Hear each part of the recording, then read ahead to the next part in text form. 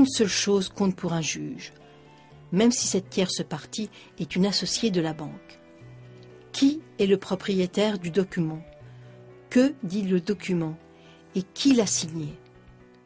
Le fait que la banque ait omis d'informer l'emprunteur de la vraie nature de l'accord de prêt et l'absence de tout argent réel prêté par la banque n'ont aucune importance.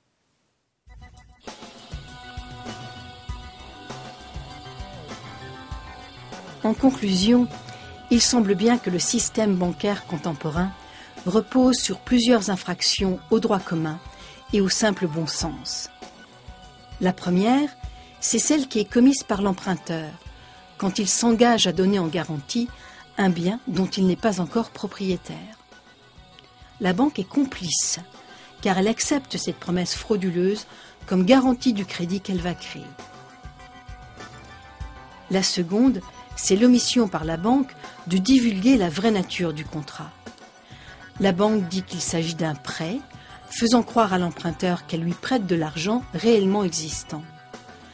Mais la banque sait bien qu'elle émet uniquement une nouvelle promesse de paiement, une promesse que la banque n'aura probablement jamais à tenir. La troisième, c'est que l'accord de prêt devrait être invalide, car un contrat impossible est légalement invalide. La banque crée un contrat impossible car les conditions exigées pour que les emprunteurs puissent rembourser le principal plus les intérêts ne sont pas remplies. À moins que le système n'exige le recyclage à 100% du principal et des intérêts, ce qu'il ne fait aucunement, certains emprunteurs ne pourront pas rembourser et perdront donc leur garantie à cause de la pénurie systématique d'argent. La quatrième infraction, c'est la violation de la loi naturelle par la loi des contrats, qui confère automatiquement le titre légitime d'un contrat à une tierce partie quand ce contrat a été cédé à titre onéreux. Il y a infraction au principe selon lequel on ne peut pas céder un titre qu'on n'a pas. Mais la fraude la plus vaste, c'est que la plupart des gens qui travaillent pour produire les vraies richesses du monde sont lourdement endettés et risquent de tout perdre, au profit des banquiers qui fabriquent de l'argent à partir de simples promesses de paiement. En fin de compte, nous sommes prisonniers d'une économie qui doit prendre de l'expansion de plus en plus vite pour suivre la croissance effrénée de la masse monétaire, faute de quoi tout le système s'effondre. Le système monétaire actuel refuse de reconnaître que l'économie réelle est limitée par les richesses naturelles limitées de notre planète et par notre capacité limitée à gérer les déchets. Oui, notre planète a des limites et par conséquent, l'économie ne peut pas gonfler à un rythme toujours plus rapide. Notre système monétaire actuel ressemble à l'autobus du film Speed, qui roule à toute vitesse. Cet autobus ne peut pas ralentir, sans quoi la bombe placée à bord va exploser. Mais pour nous, la situation est pire encore, car le taux de création de la dette doit s'accélérer sans fin. Sinon, c'est le crash de l'économie tout entière. La notion la plus mensongère de l'économie contemporaine, c'est qu'une croissance infinie, toujours en accélération, est possible. C'est une illusion, créée de toutes pièces par la course au profit. Un crash économique, social et environnemental sans précédent paraît inévitable, car le système monétaire semble incapable de s'adapter. Rien d'étonnant alors que les réformateurs du système monétaire, partout dans le monde, affirment que ce système tout entier doit être complètement repensé à partir de zéro.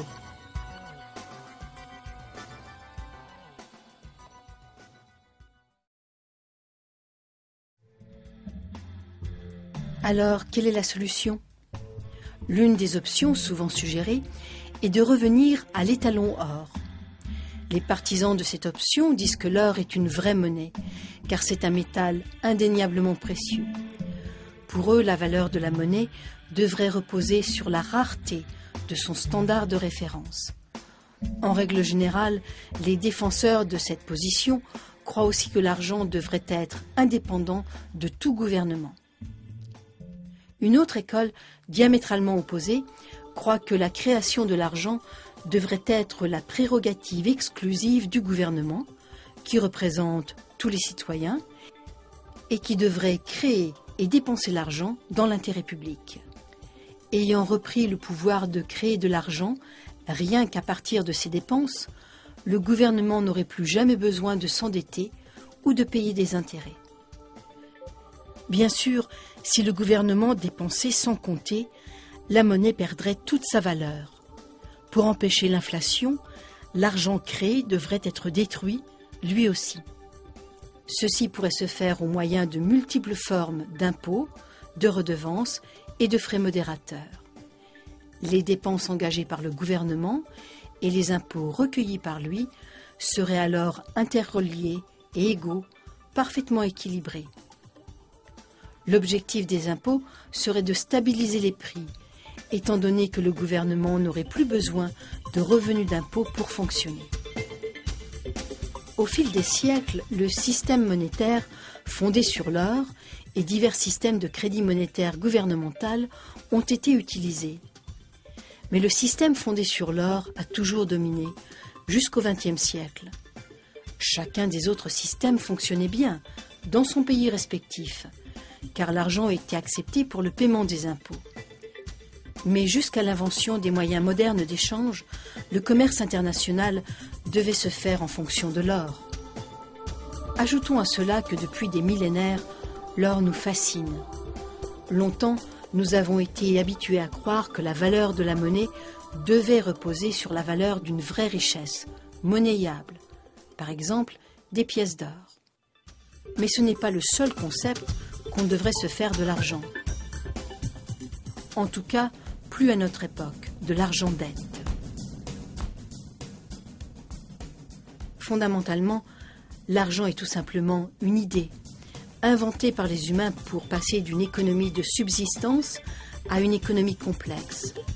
C'est l'apparition de l'argent qui a rendu possible la spécialisation du travail et l'échange indirect des biens et des services. L'évolution de la monnaie a été longue, commençant par le simple troc et l'échange de marchandises, puis passant à l'échange de pièces, de promesses de métals précieux, de promesses de billets, et maintenant de promesses numériques de payer des promesses numériques. Mais tout au long de cette évolution, l'objectif a été de donner plus de souplesse au système, grâce à des promesses pratiques et sûres de paiement. Le problème avec les promesses de paiement, c'est qu'elles offrent d'immenses possibilités de tricher, de créer beaucoup plus de promesses qu'il n'y a de biens réels pour les garantir. Alors, est-ce qu'il existe un moyen de rendre l'échange d'argent réel aussi pratique et sûr que l'échange de promesses de paiement? Oui, c'est maintenant possible, avec la monnaie numérique, pratique et sûre, rendue possible par les nouvelles technologies de cryptage. Voilà comment marche le système. Imaginez que vous prenez le numéro de série d'un billet et que vous faites disparaître le support papier du billet. Qu'est-ce qui vous reste? Un dollar numérique qui peut être transféré électroniquement partout dans le monde, aussi facilement et aussi sûrement qu'une promesse de paiement. La différence qui est monumentale, c'est que ce dollar électronique est pareil à une pièce de métal. Il ne peut jamais être simultanément dans deux endroits différents. Il est donc possible d'empêcher la multiplication des promesses en exigeant un paiement en liquide, en espèces ou sous forme numérique. Et plus besoin de déposer ces dollars numériques à la banque, car ils fournissent leur propre sécurité. De plus, ces dollars peuvent être transférés sur Internet. Autre avantage, la monnaie numérique, instantanément transférable, pourrait permettre diverses fonctions intelligentes, impossibles avec les autres formes de monnaie.